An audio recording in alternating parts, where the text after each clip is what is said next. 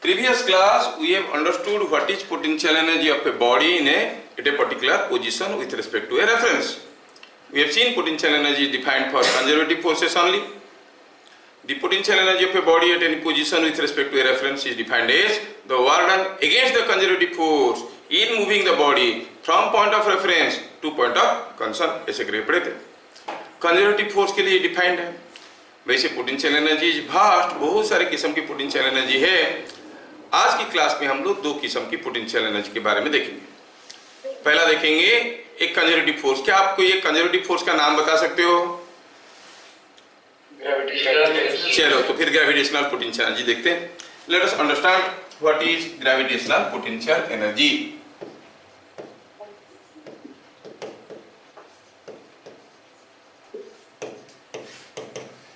क्या कहेंगे? रिलेटिव, क्योंकि ग्रेविटेशनल पोटेंशियल एनर्जी आपको दो बार पढ़ना पड़ेगा. दोबारा कब पढ़ेंगे बताओ? जब हम लोग ग्रेविटेशन चैप्टर में जाएंगे. चैप्टर है ग्रेविटेशन, ठीक है? तो तब हम एब्सोल्यूट पोटेंशियल एनर्जी के बारे में पढ़ेंगे. अभी हम पढ़ रहे हैं रिलेटिव, मतलब potential energy with respect to a reference. कोई पूछेगा डिफाइन एक्सक्यूज मी, कोई पूछेगा define gravitational potential energy of a body at any position, तो वही पुराना वाला डेफिनेशन को यहाँ पर हम चेप देंगे. क्या चिपका देंगे? क्या gravitational potential energy of a body at any position with respect to a reference is defined as work done against gravity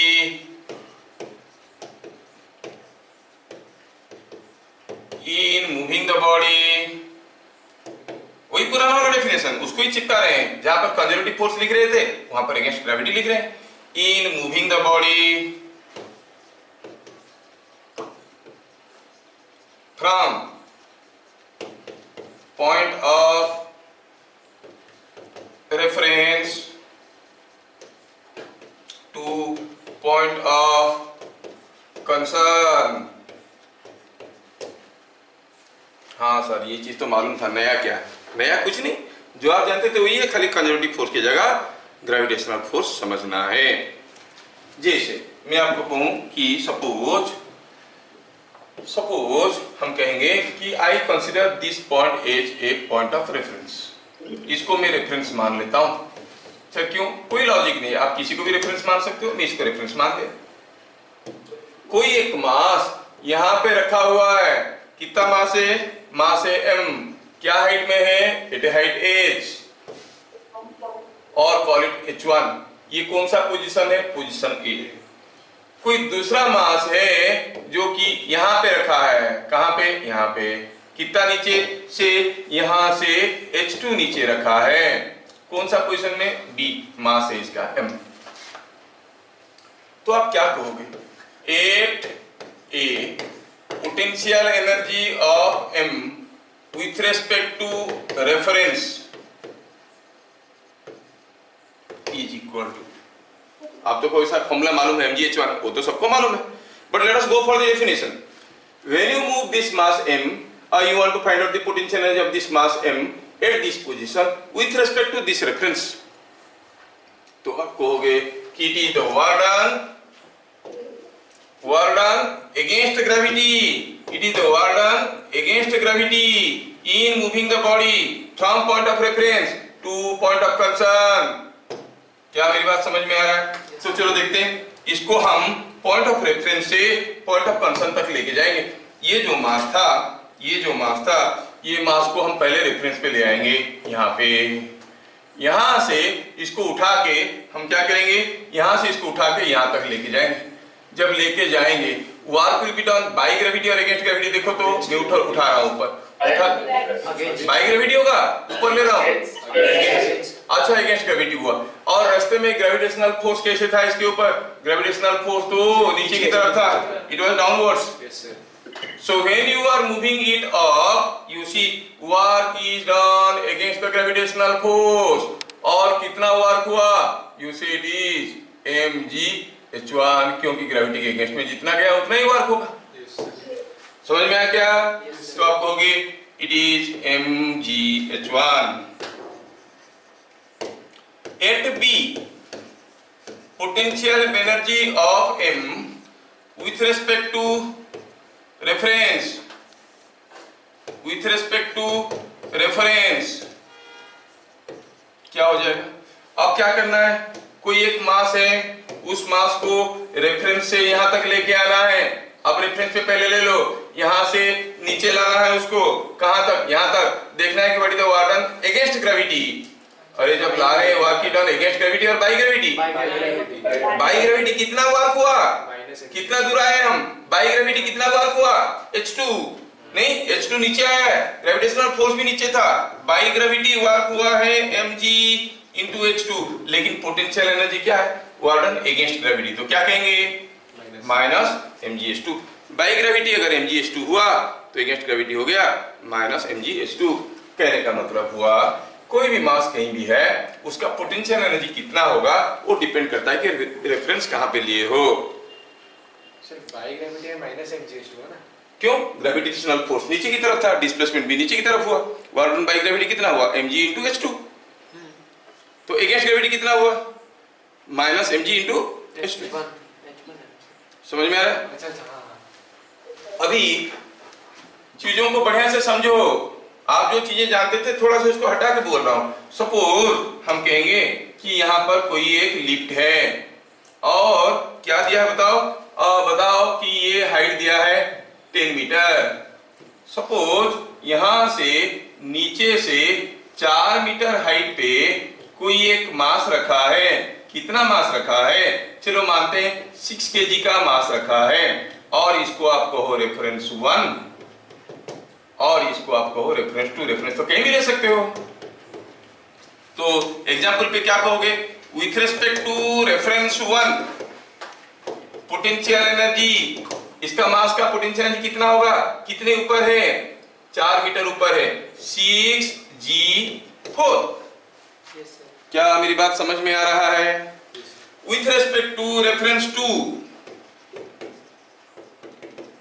potential energy कितना होगा, ये है रेफरेंस 2, ये यहां से कितने ऊपर है, नीचे, कितना नीचे है 6 मीटर, तो क्या कहेंगे माइनस mgh। समझ में आ रहा है क्या? इसका मतलब जो पोटेंशियल एनर्जी है that is to be taken positive above the reference, negative below the reference. समझ में आ क्या? अच्छा, अगर कोई ब्लॉक यहां पे रखा है तो ये आपका रेफरेंस है, मतलब ब्लॉक को आप उठा के यहां से उठा के लेके आओगे, क्या बाई ग्रेविटी कोई वर्क होगा? नहीं, ये तो सीधे सीधे आ रहा है, no work is done, the displacement is perpendicular to gravity, that means on the reference work done क्या हो जाएगा 0। एट द रेफरेंस कोई बॉडी का पोटेंशियल एनर्जी कितना है 0। With respect to ground potential energy निकाल रहे हैं, और कोई बॉडी जो है ग्राउंड के ऊपर पड़ा हुआ है, उसका पोटेंशियल एनर्जी कितना है 0। क्या ये चीज समझ में आया? तो क्या समझ में आया? Potential energy is positive above reference and negative below reference. और जो पोटेंशियल एनर्जी का हम बात अभी कर रहे हैं, रिलेटिव पोटेंशियल एनर्जी, वो रेफरेंस के ऊपर डिपेंड करता है, रेफरेंस बदल जाएगा तो पोटेंशियल एनर्जी बदल जाएगा। कोई पूछेगा अब बताओ what is the potential energy of this pen, हमारे जो बच्चों वाली आदत है माइनर क्लासेस में पढ़े, तुरंत हम क्या करते थे, ग्राउंड से हाइट ले लेते थे, mgh बोल देते थे, लेकिन मैं तो ये नहीं बोला कि ग्राउंड को रेफरेंस ले लो। With respect to ground this has got a positive potential energy, with respect to the roof it has got a negative potential energy. कोई पूछेगा पोटेंशियल एनर्जी कितना है, आप पूछोगे पहले बताओ रेफरेंस कौन सा है, reference will decide what is the potential energy, मतलब रेफरेंस बदल गया तो पोटेंशियल एनर्जी बदल गया। मिसकंसेप्शन दूर हुआ? दूसरा थोड़ा और बारीकी से देखते हैं, potential energy is work done against gravity, नहीं ये हम जानते हैं।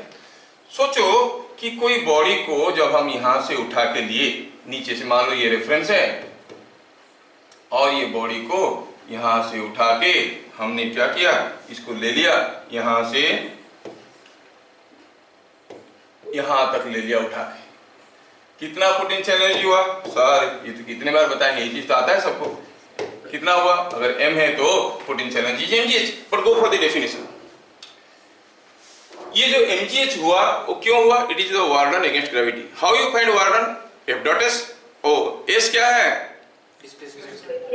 Displacement of point of application, point of application of force. ध्यान रहे, मतलब इसका जो सेंटर ऑफ ग्रेविटी था वो यहां से यहां पर गया है और gravity was acting at the centre of gravity. समझ में आया क्या? So in the expression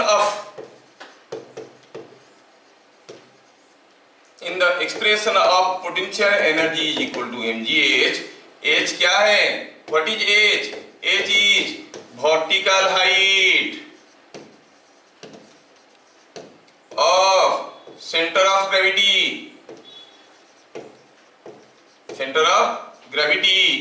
above the reference।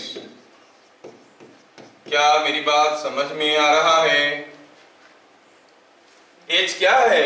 Vertical height of centre of gravity. समझ में आया? क्योंकि इट इज द वार्डन निकालने के लिए हम लोग F डॉट S करते हैं, जिसमें h is the point of application of force. Gravitational force acts at the center of gravity. So, in moving the body from the point of reference to point of concern, you have to see what is the displacement of center of gravity. Oh, चलिए, अगर ये चीज समझ में आ गया तो छोटा सा एक एग्जाम्पल लेते हैं। सपोज हम कहेंगे ये कोई एक, चलो मानते हैं कि this is what is ground level. Just try to understand, please focus and concentrate. ये है आपका ग्राउंड लेवल। यहाँ पे कोई एक डंडा ऐसे रखा हुआ है, ये डंडा ऐसे रखा हुआ है और ये डंडा कैसा है? इसका दिया है कि मास है m, लेंथ है l। दूसरा डंडा जो ऐसे रखा हुआ है, ठीक है, और इसका मास कितना है? इसका भी मास है m, लेंथ है l। तीसरा डंडा यहाँ पे कुछ ऐसा रखा हुआ है। I am giving you several cases, please focus and understand, these are all fundamental things. गड़बड़ मत कर देना। तो मैं बता रहा हूँ कि ये डंडा ऐसे रखा हुआ है। Now I have given you 3 different cases. हर एक केस में आपको बताना है what is the potential energy of this bar with respect to the ground, है ना? ये एंगल थीटा दिया हुआ है और यहाँ पर ये दिया हुआ है कितना? L/3। तीनों केस में बताना है what is the potential energy. क्या आप लोग कोशिश कर सकते हो समझ आने में इसको? Let me give you a case. Case A, case B, case C. Case A में पोटेंशियल एनर्जी क्या है वो तो जानते हैं, mgh है। m क्या है? m दिया हुआ है, हाँ, m is given. What is h? Definition, by definition h क्या था? एच क्या था? डेफिनेशन भूल जाओ मत। डेफिनेशन, अरे हाइट तो सब कोई बोलता है। What was H? Vertical height of centre of gravity. अब देखो इसका सेंटर ऑफ ग्रेविटी कहाँ है भैया? बीच में है। What is the vertical height? ये चीज बनेगा एच। क्या लिखेंगे? mg/L/2। क्या समझ में आ रहा है? दूसरे केस में केस बी के बात करते हैं। Potential energy is again mgh, but h क्या है? Vertical height of centre of gravity. कहाँ है सेंटर ऑफ ग्रेविटी? ये रॉड का बीच में होगा। मतलब कौन सा हाइट h है? ये छोटा सा हाइट h है, नहीं? तो क्या कोई मुझे बताएगा व्हाट इज h हियर? आप जानते हो कि यहां से यहां तक होता है L/2 और ये जमीन पे धसा हुआ है L/3, तो कितना बच गया? L/2 minus. समझ में आया क्या? It is coming out to be mgL/6। समझ में आ रहा है? Now go for the third case. Third case में पोटेंशियल एनर्जी ऑफ द डंडा, ये भी mgh है, लेकिन h क्या है? Vertical height of centre of gravity. कहाँ है? यहाँ है। कौन सा हाइट लेंगे? ये वाला हाइट लेंगे ना? कितना होगा h का वैल्यू? अब देखो ये हो गया L/2 और ये हो गया L/2 sin theta. Very good, L/2 sin theta. क्या मैं समझा पा रहा हूँ? बारीकी से जाओ, दिखावे पे मत जाओ। MGH में ये चीज हाइट ऐसा नहीं है, it is height of centre of gravity. समझ में आया? Sir, हमेशा सेंटर ऑफ मास जहाँ पर होगा वहीं पर सेंटर ऑफ ग्रेविटी एक्ट करेगा। ये पुराना चीज फिर से पूछ रहा है, कोई मारो इसको। मैं बताया था इन्हें gravitational field, uniform gravitational field, centre of mass and centre of gravity are at the same point. जब मैं सेंटर मास पढ़ा रहा था, Yes, sir. से sorry for it again. Sir कोई एग्जांपल दे सकते हैं नॉन यूनिफॉर्म में अलग? अरे बहुत सारे एग्जाम्पल है, बहुत सारे एग्जाम्पल है। सपोज हम एक बहुत लंबा सा डंडा को, जिस डंडे का height is same as radius of earth, खड़ा कर दी। क्या हर हाइट में gravitational acceleration due to gravity बराबर होगा? नहीं होगा। मान लो कि हम एक बहुत लंबा सा डंडा ले लेते हैं for your understanding. Suppose I consider a very लंबा डंडा। अच्छा, आपको तो मालूम है कि जो सेंटर ऑफ मास है वो मास की सेंटर में होता है, ये सबको मालूम है। सेंटर ऑफ ग्रेविटी कहाँ होगा? दो पार्ट है, हेवियर वेट के पास सेंटर ऑफ ग्रेविटी होगा कि लाइटर वेट के पास होगा? एक हेवी वेट है कि लाइट वेट है, किसके पास होगा centre of gravity? Heavy weight के पास कि लाइट वेट के पास? Heavier wait. और आप जानते हो कि जैसे आप अर्थ सरफेस से ऊपर जाते हो, एक्सीलरेशन ड्यू टू ग्रेविटी बढ़ता है कि घटता है? घटता है। ग्रेविटी का फोर्स घटने लगता है। इसका मतलब ऊपर वाला पार्ट का वेट ज्यादा है कि नीचे वाला पार्ट का वेट ज्यादा है? नीचे वाला। तो सेंटर ऑफ ग्रेविटी कहाँ होगा? नीचे वाले की तरफ। ये हो जाएगा सेंटर ऑफ ग्रेविटी। समझ में आया क्या? फॉर ए वेरी लॉन्ग डंडा standing vertically on surface of ground, centre of mass is वो सेंटर ऑफ ग्रेविटी। ठीक है, but this way we go out of the track. हमें तो कुछ दूसरा करना था। क्या करना था? देख लिए पोटेंशियल एनर्जी। अब अगला क्वेश्चन आपके लिए समझ में आता है तो फटाफट बताना। यहां पर कोई एक टेबल है और इस टेबल पे कोई एक चेन रखा हुआ है और ये चेन का आधा हिस्सा झूल रहा है। मास इसका m है। टेकिंग दिस एज रेफरेंस आपको बताना है what is the potential energy of the chain. दूसरा क्वेश्चन है, here is an inclined plane और यहां पे भी एक चेन रखा हुआ है। ये चेन का मास m है, इसका भी आधा हिस्सा झूल रहा है L/2 ये एंगल थीटा है, इसका भी मास m है। अब with respect to this reference, क्या मेरे बच्चे लोग इसको बता सकते हैं what is the potential energy in two cases? Case A में क्या होगा, केस B में क्या होगा with respect to the reference?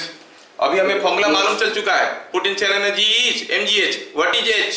Height. No vertical height of centre of gravity above the point of reference, है ना?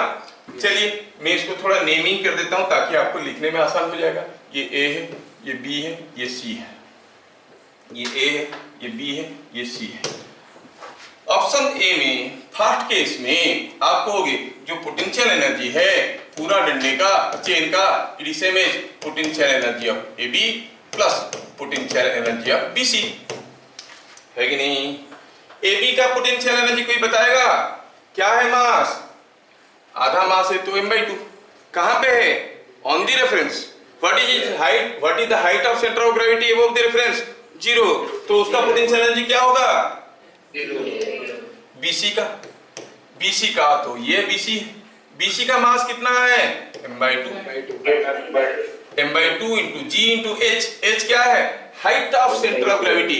Listen height of centre of gravity above the reference. इसका centre of gravity कहाँ है भाई? यहाँ। ये तो हाइट में नहीं, नीचे है। कहां पे है? L/4 पे। तो हाइट कितना है? -L/4। तो बन गया potential energy in the first case is -mgL/8। क्या बात समझ में आ रहा है?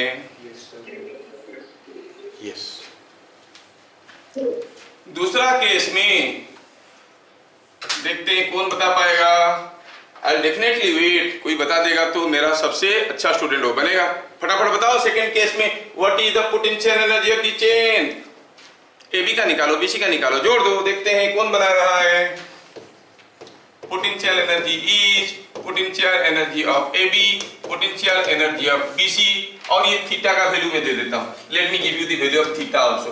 Theta is given 30 degree. चलो ये भी और कैलकुलेशन आसान कर दिया।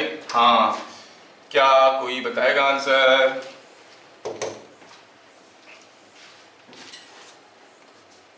सब दिमाग लग गए, बढ़िया। -mgl/16 -mgl/16 पहला आंसर आया है, ऋतुजय बोल रहा है। चलिए, पोटेंशियल एनर्जी ऑफ AB, जो लोग नहीं बता पाए प्लीज आंख बंद करके मन ही मन में एक थप्पड़ खा लो। जो नहीं बना पाए आंख बंद करके एक थप्पड़ खा लो। पहला वाला का AB का मास मालूम है क्या? हाँ, पूरा का मास m/L/2, तो m/2 होगा। ठीक है भाई, m/2। जी, H क्या है? What is the height of centre of gravity? Height of centre of gravity मतलब यहां से यहां तक का हाइट, नहीं, इसको हम H कहेंगे। अच्छा, ये डिस्टेंस है L/2, ये एंगल 30 डिग्री है, तो ये क्या हो जाएगा? L/2 sin 30 होगा कि नहीं होगा? ये हो गया आपका potential energy of AB plus potential energy of BC का मास कितना है? m/2 g into H। उसका सेंटर ऑफ ग्रेविटी का हाइट क्या है? उसका सेंटर ऑफ ग्रेविटी तो L/4 है। क्या हाइट L/4 है? नहीं, डेप्थ है, तो हाइट कितना है? -L/4। देखो कितना आ रहा है ये? It is coming out to be, ये L/4 है, ये L/2 sin 30 है। ये हाँ, अरे देखा, मैं भी गलत करता हूँ, हर कोई गलत कर सकता है। थोड़ा सा नजर हटा, दुर्घटना घटा। अरे ये पूरा चीज L/2 है, तो ये कितना है? L/4। अरे सॉरी। तो मैं कहूँ कि ये चीज हो गया L/4। अब सिंप्लीफाई करें, ये हो गया sin 30 तो 1/2 होता है, तो हो गया mgl/16। mgl/16, नीचे वाला माइनस कितना? mgl/8। सिंप्लीफाई करो, -mgl/16। यस, ठीक है।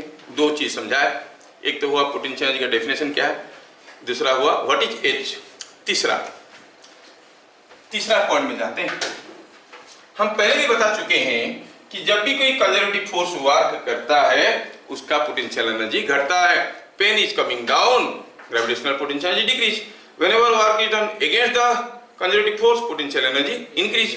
नॉन कंजर्वेटिव फोर्स में वो बात नहीं है, क्योंकि वो एनर्जी स्टोर ही नहीं कर पाता है। वो करता क्या है? एनर्जी का फॉर्म बदल देता है, मैकेनिकल एनर्जी को हीट, इलेक्ट्रिसिटी ऐसे बना देता है, अलग अलग एनर्जी में बदल देता है। तो ये बात नॉन कंजर्वेटिव फोर्स के लिए एप्लीकेबल नहीं है ना।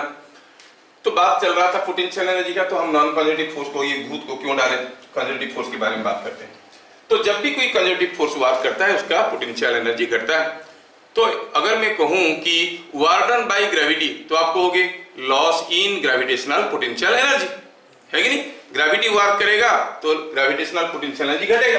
तो ये चीज जानना है कि लॉस इन पोटेंशियल एनर्जी, जो कि आप अदरवाइज कहते हो, लॉस कैसे निकालते हो? कितना लॉस हो गया? Initial potential energy minus final, और final potential energy minus initial. थोड़ा सोचो। आप कुछ रुपए लेके गए, मार्केट में गए, और कुछ लॉस हो गया, घर आए, जो कितना पैसा लॉस हो गया? पहले का पैसा, इनिशियल पैसा माइनस फाइनल पैसा, और फाइनल पैसा माइनस इनिशियल पैसा, लॉस हो गया। इनिशियल माइनस फाइनल, नहीं? अच्छा, मार्केट में गए और भी कुछ एक्स्ट्रा कमा के आए, कितना गेन हुआ? कैसे निकालते हैं? फाइनल माइनस इनिशियल और initial minus final. That you understand, that everyone knows.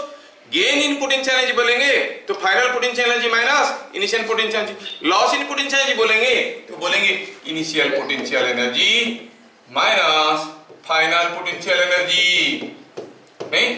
But what is that? That is nothing but work done by gravity. आप इसको ट्रांसलेट कर सकते हो, gain in potential energy is final potential energy minus initial potential energy और work done against gravity. बात एक ही हुआ। लेकिन यहां पर एक इंटरेस्टिंग चीज छुपा हुआ है, देखना। ये तो फिजिक्स ना बड़ा इंटरेस्टिंग है, आई एंजॉय ऑलवेज फिजिक्स।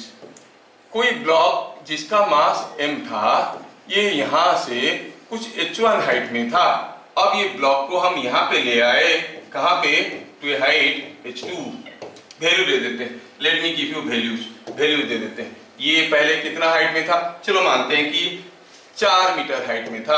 अब कहाँ है, और ये नीचे कहाँ है, नीचे वाला मान लो 10 मीटर नीचे है। मास कितना है, मास भी दे दिया, मास दे दिया है 5 kg है, मास इज 5 kg। सोचो जब ये 5 kg, सोचना है कुछ नहीं लिखना है, खाली देखना है। अभी 5 kg मास को ए से बी लाएंगे, पोटेंशियल एनर्जी लॉस होगा कि गेन होगा? जब ए से बी तक लाएंगे, work will be done by gravity और अगेंस्ट ग्रेविटी, तो पोटेंशियल एनर्जी लॉस होगा। तो कहेंगे loss in potential energy for A to B motion, लिखना नहीं है खाली देखना है। For A to B motion loss in potential energy. बाद में ये मत पूछ लेना कि सर एलपीई क्या था। Loss in potential energy, loss in potential energy कितना हुआ भाई, कितना वर्क हुआ भाई ग्रेविटी? आप कह सकते हो फाइनल माइनस इनिशियल, दोनों तरीके से निकालते हैं। Initial potential energy minus final potential energy. देखो तो इनिशियल पोटेंशियल एनर्जी कितना था, 5g4 minus final potential energy, ये तो नीचे था, माइनस 5g10 है कि नहीं? कितना हुआ देखो तो बाबा, ये 5g10, so it is coming out to be 700 joules। Minus minus plus हो गया। लॉस इन पोटेंशियल एनर्जी निकालने का दूसरा तरीका था work done by gravity. Loss in potential energy is equal to work done by gravity. तो यहां से यहां तक जब आया, रास्ते में खींचने वाली फोर्स था 50, 5g कितना नीचे आया, 4 10 14 मीटर नीचे आया, तो हो गया 700 जूल्स। समझ में आया क्या? तो यहां पर सोचने वाली चीज क्या है, सोचने वाली चीज ये है कि कभी कभार इस फॉर्मूला को देख के लगता है कि loss in potential energy depends upon initial and final potential energy, क्योंकि वहीं से तो निकला है। नहीं, it does not depend upon initial and final potential energy. Sir तो दिखा है इनिशियल एंड माइनस फाइनल। अच्छा, मैं यहाँ पर रेफरेंस लिया बोल के, ये पोटेंशियल एनर्जी, ये पोटेंशियल एनर्जी का डिफरेंस। सपोज मैं यहाँ पर रेफरेंस लेने की बजाय मैं क्या करता, मैं कुछ यहाँ पे रेफरेंस ले लेता। कहाँ पे, यहाँ पे ऐसा जगह रेफरेंस लेता कि ये हाइट होता 5 और ये डेप्थ होता भी 5। क्या पोटेंशियल एनर्जी वही रहेगा with respect to the new reference? No. इसका मतलब जो पोटेंशियल एनर्जी है वो रेफरेंस की मोहताज है, कहाँ रेफरेंस रखोगे उसके हिसाब से पोटेंशियल एनर्जी बदल जाता है। But the loss in potential energy इस केस में भी वही तो होगा। अगर ए टू बी आएंगे तो potential energy depends upon the reference, but loss in potential energy is independent of any reference. किसको भी रेफरेंस ले लो कोई फर्क नहीं पड़ने वाला। क्या मेरी बात समझ में आ रहा है? क्या लिखेंगे, potential energy depends on reference. क्यों? क्योंकि इसको रेफरेंस लिए तो ये हो गया 5g4, इसको रेफरेंस ले गया तो 5g5। पोटेंशियल एनर्जी बदल गया रेफरेंस बदलने से, लेकिन ए से बी आने में जो लॉस इन पोटेंशियल एनर्जी होगा वो तो वर्क डन बाय ग्रेविटी है ना। ये अच्छा सॉरी ये 5 कर दिया तो गड़बड़ हो गया। ये ऊपर वाला 5 है तो नीचे वाला कितना होगा 9, सॉरी क्योंकि डिस्टेंस तो वही है ना, ये हो जाएगा 9। अब सोचो, नहीं अब यहां से यहां तक आने में कितना वर्क होगा, वही 50 × 14। आप इसको रेफरेंस लोगे, दोनों का पोटेंशियल एनर्जी अलग अलग है, इसको रेफरेंस लोगे अलग अलग है। Potential energy depends upon the reference chosen, but loss in potential energy किसी को भी रेफरेंस ले लो कोई फर्क नहीं पड़ता है। With respect to this reference loss in potential energy जितना होगा, with respect to this reference loss in potential energy वही होगा। बात समझ में आ रहा है क्या? तो क्या लिखेंगे, potential energy depends on reference, but loss in potential energy is independent of reference. क्या मेरी बात समझ में आ रहा है?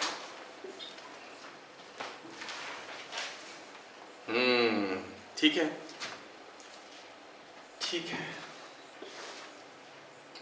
थोड़ा सा आपको बढ़िया समझाने के लिए I take one more example. Suppose ये कोई टेबल है और ये टेबल पे कोई एक चेन रखा है और ये चेन ऐसे रखा है, कैसा रखा है कि आधा हिस्सा झूल रहा, चेन का आधा हिस्सा झूल रहा, ठीक है, कोई फर्क नहीं पड़ता, चेन का आधा हिस्सा झूल रहा है। अच्छा, चेन का अगर आधा हिस्सा झूल रहा है तो आप कहोगे कि ये ऐसा है, चेन का आधा हिस्सा झूल रहा है, आधा हिस्सा झूल रहा है। क्या दिया है? ये L/2 है, ये भी L/2 है, ये M है, पूरा का पूरा मास जो है चेन का M है। अब ये चेन फिसल गया तो ये ऐसा हो जाएगा, the chain slips out of the table. Okay. In figure shown, the chain slips out of position shown. By the time it leaves the table,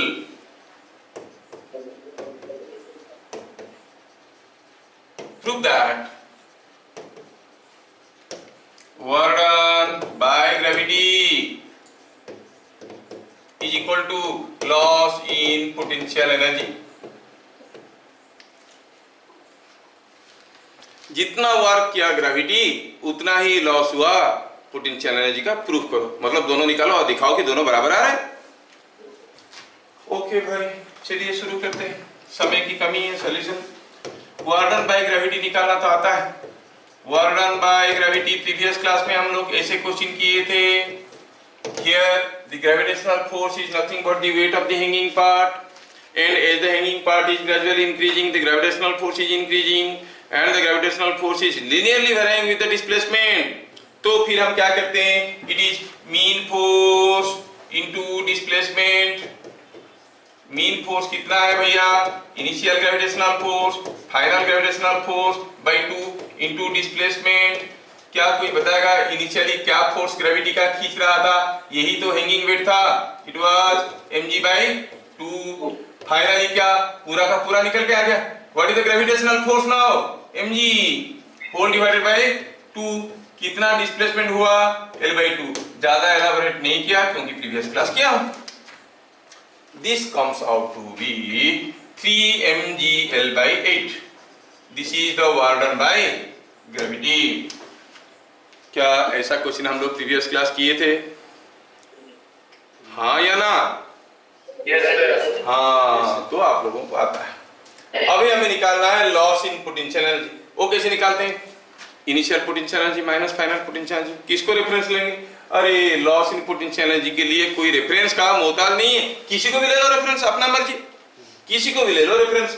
चलिए, now let us go for the second part of this question.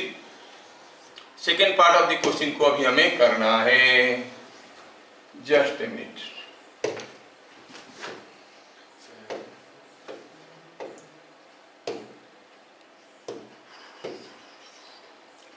Now second part, initial potential energy. किसको reference लेंगे? आपकी मर्जी, किसको भी ले सकता हो, मैं इसको ले रहा हूं क्योंकि loss in potential energy potential energy reference के ऊपर डिपेंड करता है, loss in potential energy reference के ऊपर डिपेंड नहीं करता है। अच्छा, ऐसा ये रेफरेंस कितना गंदा दिख रहा है, थोड़ा सजा के लिखते हैं। Yes, reference. वो इनिशियल पोटेंशियल एनर्जी है, कोई परिमाण फटाफट बताते जाएगा। टेबल के ऊपर जो पार्ट है उसका पोटेंशियल एनर्जी कितना है? 0। जो झूल रहा है उसका पोटेंशियल एनर्जी पॉजिटिव है कि नेगेटिव है? नेगेटिव है। मास m/2 g, centre of gravity कितना नीचे है यहां से? L/4। So it is minus mgL/8। Final potential energy कब? जब इस पोजीशन में आया, क्योंकि पोजीशन 1 से 2 में आया है। फाइनल पोटेंशियल एनर्जी कितना मास है? पूरा मास है।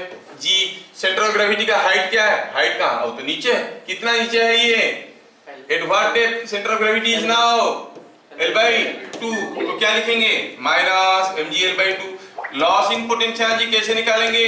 इनिशियल माइनस फाइनल कैसे निकलेगा देखो तो, इट इज इनिशियल हो गया माइनस mgl/8 माइनस फाइनल हो गया माइनस mgl/2, सिंप्लीफाई करिए मिलेगा ये mgl/2 माइनस माइनस प्लस हो गया mgl/2 माइनस mgl/8 हो बन गया। कितना आया देखो तो 3mgl/8। क्या प्रीवियस क्लास में भी केस में भी वही निकला था? Yes 3mgl/8।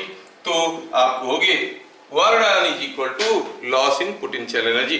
इसके बहाने में आपको बताना चाहा, कभी कभार वो आपको पूछेंगे find the loss in potential energy, या तो आप लॉस इन पोटेंशियल एनर्जी निकालो या फिर वर्क निकालो। कभी आपको पूछ देंगे find the work done in by the time the work done by gravity by the time the chain slips, तो आप या तो लॉस इन पोटेंशियल एनर्जी निकालो या फिर वर्क निकालो, आपको जो कन्वीनियंट लगेगा उससे आप निकाल सकते हो। समझ में आया क्या? यस। चलिए ये हो गया ग्रेविटेशनल पोटेंशियल एनर्जी की रामकथा। Next potential energy, let us think about and understand about spring potential energy.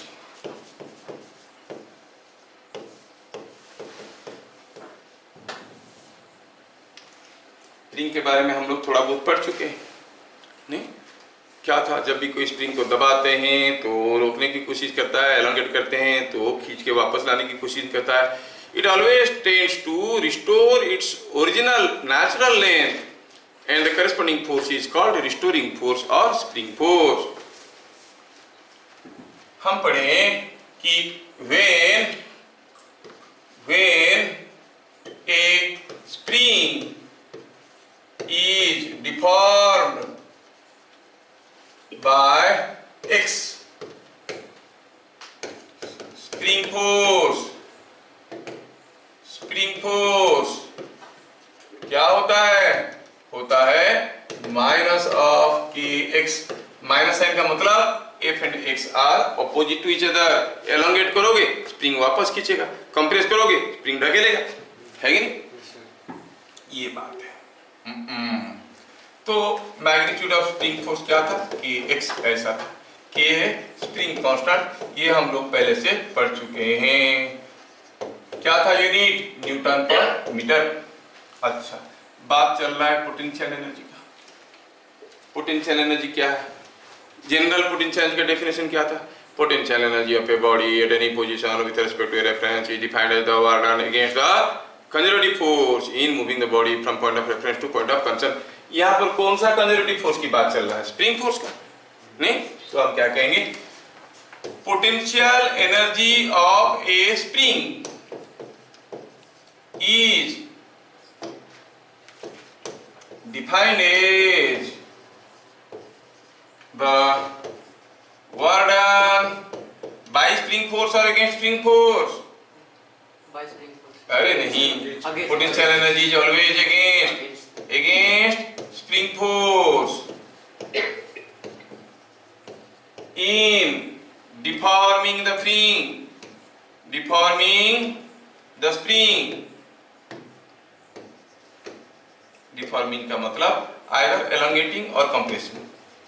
Elongate करो या कंप्रेस करो। द स्प्रिंग, ध्यान रहे, फ्रॉम इट्स नेचुरल लेंथ, ये याद रखना। यहां पर रेफरेंस क्या है? Natural length.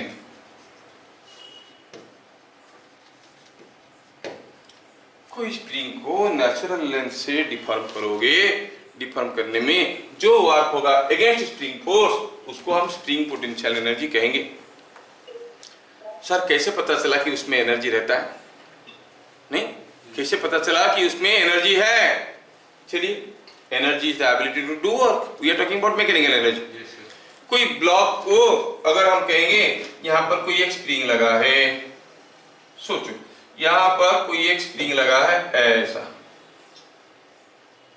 और उसके साथ एक ब्लॉक लगा है, ठीक है? अब ये जो स्प्रिंग है, अगर ये स्प्रिंग को मैं खींच के से दूर ले आऊंगा और छोड़ दूंगा तो ये ब्लॉक वापस आ जाएगा कि नहीं? आ जाएगा। मतलब it is able to move the block. It is able to do some work, मतलब उसमें कुछ एनर्जी है। Energy is the ability to do work.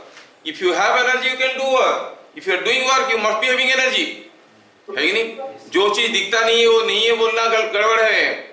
आप बोलोगे मेरे ग्रैंडफादर का ग्रैंडफादर नहीं थे, अब होते क्या? ग्रैंडफादर का ग्रैंडफादर नहीं थे, आप नहीं देखे हो, तो आप होते क्या? आप हो आज क्योंकि आपका ग्रैंडफादर का ग्रैंडफादर भी कभी ना कभी एग्जिस्ट करते थे। नहीं सर, मेरे ग्रैंडफादर का कोई माँ बाप नहीं थे। अच्छा, ऐसा था क्या? ऐसा तो नहीं हो सकता। नहीं, you are existing, it seems कि he was also at certain point of time he was also existing। नहीं दिख रहा है तो कैसे दिखेगा? Because it is capable of doing some work, तो आप कहोगे हाँ इसमें कुछ एनर्जी है। कितना एनर्जी है? जितना वर्क हुआ है अगेंस्ट द स्प्रिंग फोर्स। अब सोचो कि हम इसको नेचुरल लेंथ से खींच रहे हैं। जब कोई स्प्रिंग को हम नेचुरल लेंथ से खींचेंगे, सोचो, ध्यान से सोचना और सही आंसर देना, नहीं तो बहुत गुस्से में आ जाऊंगा मैं। कोई स्प्रिंग को हम जब नेचुरल लेंथ से खींच के दूर लेंगे, ये स्प्रिंग को नेचुरल लेंथ से खींच के दूर ले रहे हैं, work is done by spring force और against spring force. So when you are elongating from the natural length, work is done against the spring force। मतलब जो पोटेंशियल एनर्जी होगा वो पॉजिटिव होगा कि नेगेटिव होगा? Potential energy itself is defined as the work done against spring force, तो positive हुआ। अच्छा, जब कोई स्प्रिंग को हम कंप्रेस करेंगे from the natural length, work is done by the spring force और अगेंस्ट द स्प्रिंग फोर्स? अरे नेचुरल लेंथ से एलोंगेट करो तब भी अगेंस्ट स्प्रिंग फोर्स वर्क हो रहा है, कंप्रेस करो तब भी अगेंस्ट स्प्रिंग फोर्स वर्क हो रहा है। मतलब नेचुरल लेंथ से स्प्रिंग को डिफॉर्म करो तो ऐसा कोई केस नहीं है कि work done by spring force होगा। It is always work is done against the spring force. कहने का मतलब हुआ spring potential energy is always positive, ये कभी नेगेटिव हो नहीं सकता। समझ में आया क्या? वर्क डन बाय, जो ग्रेविटेशनल पोटेंशियल एनर्जी था, ऊपर लिए तो work is done against gravity, नीचे लाए तो work is done by gravity, तो कभी पॉजिटिव कभी नेगेटिव होता था। जबकि spring potential energy is always positive. क्या कहेंगे? As for any deformation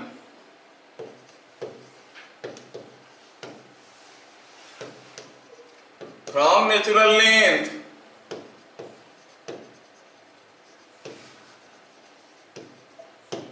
the work is done, the work is done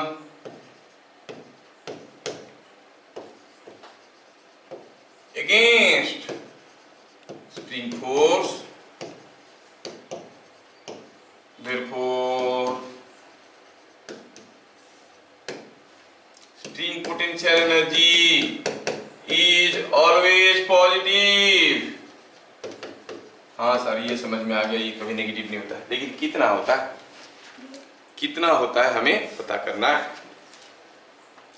कितना होता है। ठीक है, चलिए कितना होता है देखते हैं।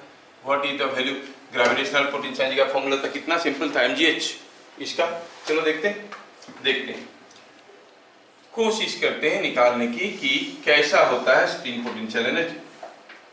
सपोज हम कहेंगे कि ये कोई एक स्प्रिंग है और ये स्प्रिंग अपना नेचुरल लेंथ में था, ये हो गया उसका नेचुरल लेंथ। मैं क्या करता हूं, अब ये स्प्रिंग को मैं खींचने वाला हूं। खींच के क्या करने वाला हूं? I want to elongate it by an amount x0। इसको मैं खींच के x0 मूव करवाने वाला हूं। कैसे? यू सी, इसको कैसे मूव करवाऊं? ऐसे यहां तक खींच लिया मैं। कितना खींच लिया? I pulled it to a distance x0। मुझे पता करना है कि स्प्रिंग में अभी कितना एनर्जी है, बताओ। एनर्जी इन जूल्स, नहीं, एनर्जी पता करना है तो देखना पड़ेगा कि how much is the work done against spring force. जब मैं इसको खींच के ले रहा था, ध्यान से देखो, जब मैं इसको खींच के ले रहा था, यहाँ पर तो उसके ऊपर कोई फोर्स नहीं था। थोड़ा सा खींचा तो छोटा सा फोर्स था, और थोड़ा खींचा और ज्यादा फोर्स था। फोर्स बढ़ रहा था, बट जो भी फोर्स था एट एनी डिस्प्लेसमेंट x, जब ये x एलोंगेट हो चुका था, जब ये x एलोंगेट हुआ था, तो इसमें फोर्स क्या था? kx। क्या देख रहे हो? मतलब जो स्प्रिंग फोर्स है वो डिस्प्लेसमेंट को प्रोपोर्शनल है कि नहीं? Yes, sir. है ना? डिस्प्लेसमेंट को प्रोपोर्शनल है। अब क्या हो रहा है कि ये डिस्प्लेसमेंट को प्रोपोर्शनल है। जैसे जैसे हम स्प्रिंग फोर्स को खींचने लगेंगे, जैसे जैसे हम स्प्रिंग फोर्स को खींचने लगेंगे तो आप देखोगे कि स्प्रिंग को खींचने लगेंगे, आप देखोगे स्प्रिंग फोर्स भी बढ़ने लगा है कि नहीं? तो spring force is linearly varying with the displacement. अच्छा, लीनियरली वेरी कर रहा है तो फिर वर्क डन निकालना काफी आसान है। Yes, sir. For any elongation x0, initial force spring में इनिशियली क्या था फोर्स, जब स्प्रिंग यहाँ पे था क्या था फोर्स, 0, एलोंगेशन नहीं हुआ था। फाइनल फोर्स कितना खींच लिए हो आप, x0 खींच लियो। तो जब स्प्रिंग को खींच के यहाँ तक पहुंचा है, स्प्रिंग फोर्स क्या था, kx0। तो मीन फोर्स कितना था, it is 0 plus kx0 by 2। Displacement कितना था, अरे डिस्प्लेसमेंट तो x0 था बोले शुरू में, फॉर एनी एलोंगेशन x0। अच्छा, तो फिर work done against spring force, work done against spring force. सोचो तो work done against spring force क्या होगा, it is same as the spring potential energy, it is same as the spring potential energy, that is equal to spring potential energy कितना है, it is mean force into displacement. Mean force कितना है, kx0 by 2, so it is half kx0 into x0, half kx0 का square. कितना interesting है, जब कोई spring को हम एलोंगेट या कंप्रेस करते हैं बाय एन अमाउंट x0, इसमें एनर्जी स्टोर हो जाता है, कितना, हाफ kx0 स्क्वायर। समझ में आया, फॉर्मूला को याद रखना, फॉर्मूला को याद रखना। तो क्या कंक्लूजन मिला इतना मारपीट करने के बाद स्प्रिंग के साथ, कंक्लूजन ये मिला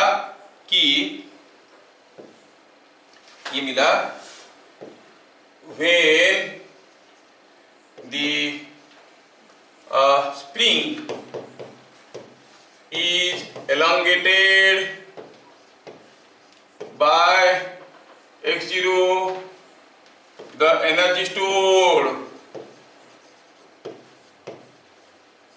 in it is equal to half k x0 square। लेकिन सोचो तो, जब कोई एक स्प्रिंग को आप x0 खींच चुके हो, ये उसका नेचुरल लेंथ था, यहां से और जबरदस्ती इसको x0 खींच चुके हो, क्या बता सकते हो what is the spring force at this position, what is the spring force at this position, it is obviously kx0, है कि नहीं, जिसको आप F कहोगे, स्प्रिंग फोर्स इज kx0। तो अगर आप कहोगे spring force is x0 when the spring is elongated by x0, bit number 1 आया, the energy stored in it is half kx0। और आप इसको ऐसे भी लिख सकते हो, थोड़ा सा मैं बदला रहा हूं, सेम चीज में जो आप जानते हो वही लिखने वाला हूं, कुछ अलग नहीं, जो आप जानते हो। आप कहोगे when the spring is elongated by x0, आप कहोगे जो स्प्रिंग फोर्स है, स्प्रिंग फोर्स कितना है, kx0, और जो एनर्जी स्टोर्ड है वो कितना है, हाफ kx0 का स्क्वायर। अब x0 की जगह अगर हम लिख देते हैं स्प्रिंग फोर्स बाय k, तो लिखो, सिंपलीफाई करो, क्या हो जाएगा ये, this is half k spring force का स्क्वायर बाय k का square, it is spring force का स्क्वायर बाय 2k। तो यू गेट टू डिफरेंट फॉर्मूले, फॉर्मूला याद रखना पड़ेगा भैया, छोड़ नहीं सकते। आप कहोगे ये कोई एक एनर्जी है, spring potential energy given by half kx0 square और fx square by 2k।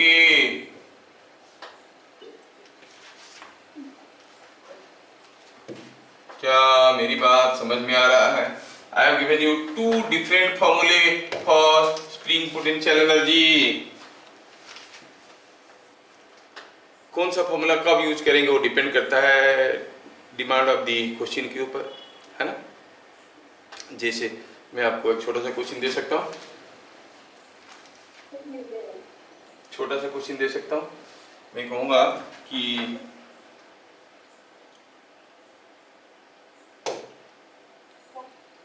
Question है, क्या क्वेश्चन है? ए block of mass m is hanging by a spring of constant k. Constant k. What is potential energy in spring? अरे यहाँ पर कोई block है, यहाँ से कोई एक स्प्रिंग है, वहां से कोई ब्लॉक मास m का झूल रहा है, स्प्रिंग कांस्टेंट k है। बताओ स्प्रिंग में पोटेंशियल एनर्जी है क्या? हाँ है। कितना है? सॉल्यूशन क्या कहेंगे? You know the spring potential energy is, दो फॉर्मूले आपके पास, एक तो है हाफ k x स्क्वायर और दूसरा है f square by 2k। Half k x square करने के लिए पहले मुझे k निकालना पड़ेगा। लेकिन सोचो तो, अगर ये ब्लॉक अभी इक्विलिब्रियम में है, क्या आप में से कोई मुझे बता सकता है कि ये जो स्प्रिंग है ये ब्लॉक को कितने जोर से खींच रहा होगा? What is the spring force? mg। कितना है? क्योंकि ब्लॉक इक्विलिब्रियम में है, हैंगिंग है, तो स्प्रिंग फोर्स कितना होना चाहिए? mg होना चाहिए। तो हमें पता चल गया सीधे सीधे कि here spring force is mg। So energy क्या हो जाएगा? स्प्रिंग फोर्स का square by 2k, so it is m square g square by 2k। समझ में आया? कितना सिंपल है, कितना सिंपल क्वेश्चन है। बढ़िया। अगला क्वेश्चन देता हूं आपको।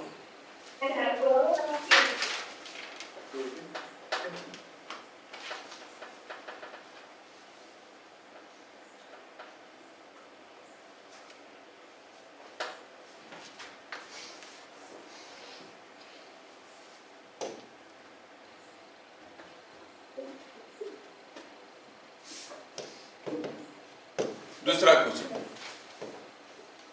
यहां पर आपके पास दो स्प्रिंग है, दोनों सीरीज में लगे हैं और आप इसको खींच के रखे हो।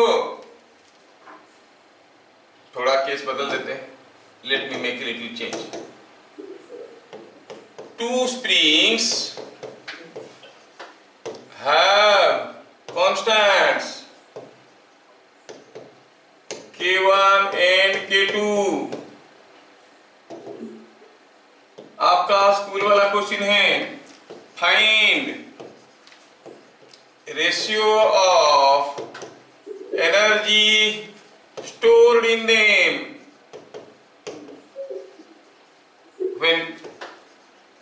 when they are stretched by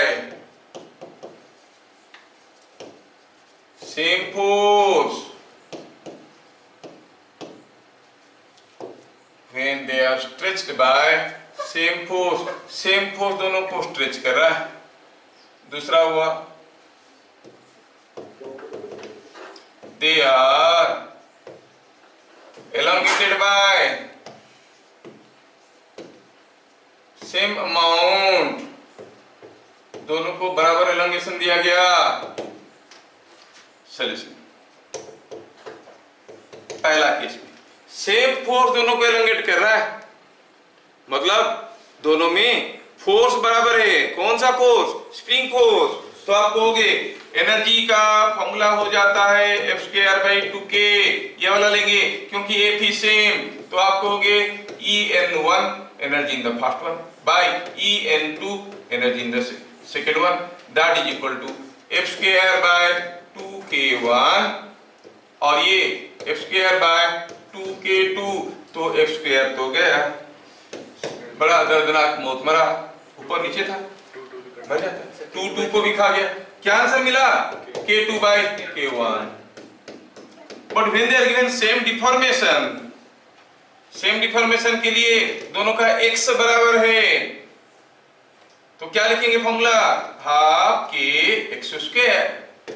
तो फिर energy in the first one by energy in the second one is equal to half k1 x square by half k2 x square. क्या मिल गया देखो तो, दोनों का सेम एक्स है, different the elongation is same, it is coming k1 by. Next question, two springs of constants K1 and K2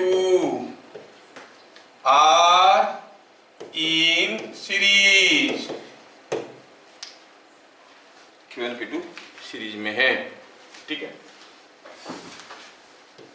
If the combination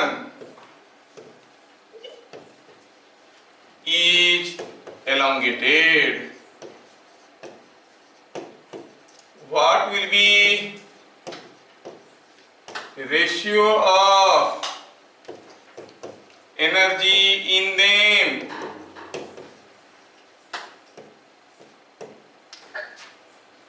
ठीक है, दो स्प्रिंग सीरीज में लगाया और ये सीरीज में लगा हुआ स्प्रिंग को आपने एलोंगेट किए। जब ये स्प्रिंग को आप एलोंगेट करते हो बाय सम फोर्स, दोनों स्प्रिंग का कांस्टेंट्स K1 K2 है, तो आप जानते हो कि जो सीरीज कनेक्शन में what is same in both the springs, the spring force नहीं, हाँ, तो इन सीरीज कनेक्शन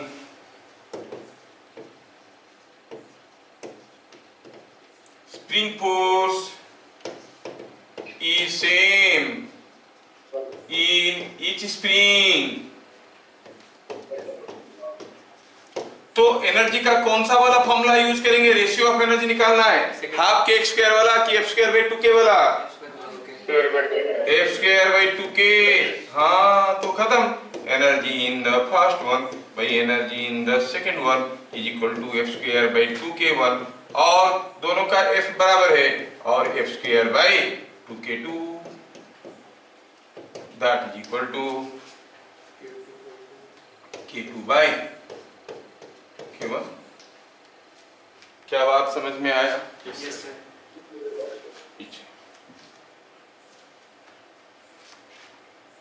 ठीक है, next,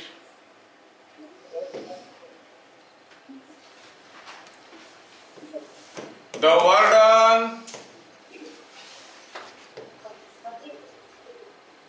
against or work done against spring force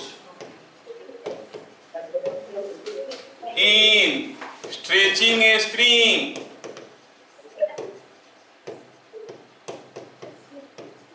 by some amount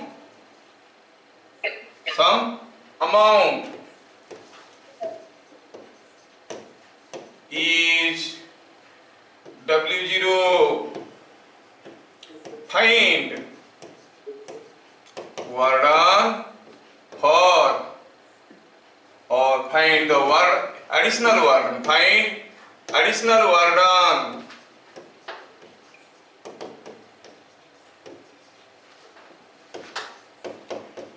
for additional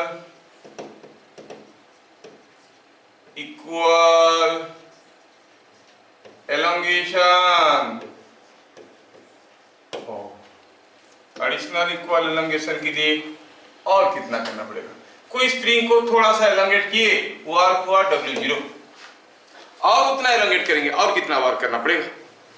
question is understood? मतलब ये बात कुछ ऐसा है कि ये स्प्रिंग है और ये स्प्रिंग में ये उसका नेचुरल लेंथ है, दूसरा केस में सेम स्प्रिंग को थोड़ा एलोंगेट कर दिए हो यहाँ तक, तीसरा केस में आप इसको और भी एलोंगेट कर दिए हो। मतलब आप कहोगे कि यहां तक एलोंगेट, ये नेचुरल लेंथ था, यहां तक एलोंगेट करने में वर्क हुआ W0, तो यहां तक एलोंगेट करने में और कितना वर्क होगा, यहां से यहां तक एलोंगेट करने में वर्क हुआ W0, यहां से यहां तक एलोंगेट करने में और कितना वर्क होगा?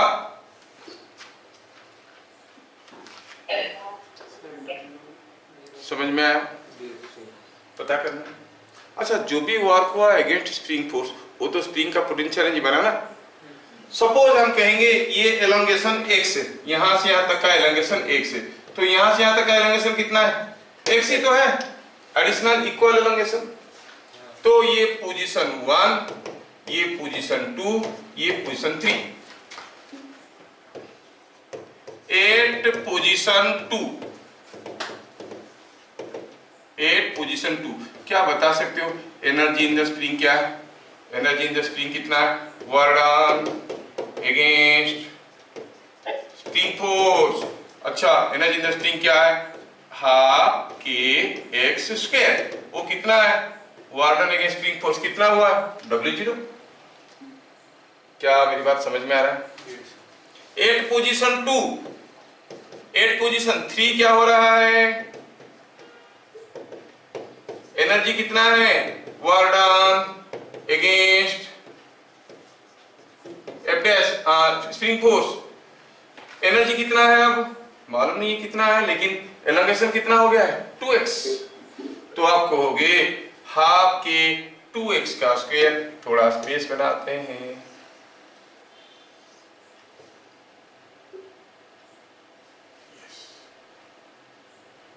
ओके, 8 पोजीशन 3, 8 पोजीशन 3 की बात कर रहे हैं।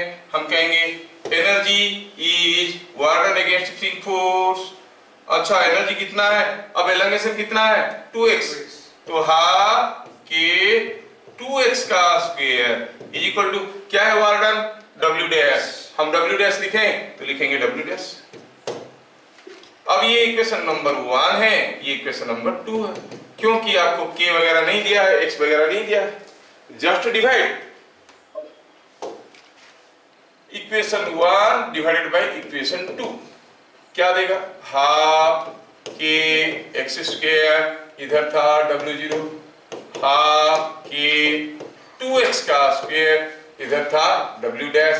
डिवाइड करो, सब मारपीट के क्या मिला? इधर मिला 1/4 इज इक्वल टू W0। हाँ, गड़बड़ गड़बड़ गड़बड़ गड़बड़, थोड़ा सा गड़बड़ हो गया। देखो तो जब इस पोजीशन में था एनर्जी कितना था? k2x²। What is the work done against spring force?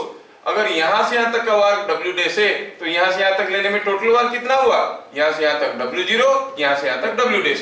तो इसको W डैश लिखने में गड़बड़ हो गया है। क्या लिखना चाहिए? W0 plus W dash. क्या मेरी बात समझ में आ रहा है? यहां तक खींचने में वर्क हुआ W0, यहां से यहां तक खींचने में वर्क हुआ W डैश, तो यहां से यहां तक खींचने में total work is scalar quantity, you can ordinarily add them W dash plus W0। हाँ, तो इधर क्या लिखेंगे? यहां पर W डैश लिखे थे प्लस W0 लिख दिए। अब आप सिंपलीफाई करो, आपके सामने केस पड़ा है। Now the case is in front of you. Solve it to get the value of W dash. क्या मिला? 1/4 is equal to W0 by W dash plus W0। Simplify करो, W डैश मिल गया 3W0।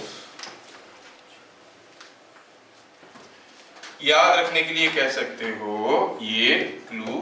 कोई दूसरा कुछ पूछ लेगा तो आपको, मान लो कि ये कोई एक स्प्रिंग है और यहाँ पर ये उसका नेचुरल लेंथ है। चलो, ये नेचुरल लेंथ है और सपोज ये स्प्रिंग को हमने यहां तक खींचा। कितना खींचा? x। फिर क्या किया? ये स्प्रिंग को और खींचा। कितना खींचा? फिर से x। सपोज फिर से x खींचा, फिर क्या किया? और एक बार खींचा, खींचते रह गया x करके यहां तक खींचा। तो याद रखे कि अगर ये डिस्टेंस x है, ये डिस्टेंस x है, ये डिस्टेंस x है, अगर ये वर्क है W0 तो ये हो जाएगा 3W0। अभी निकाले ना, ये हो जाएगा 5W0। ऐसे करके याद रखना। और आगे होगा तो क्या होगा? फर्दर x क्या होगा? 7W and so on. 1 3 5 7 ratio में चलेगा।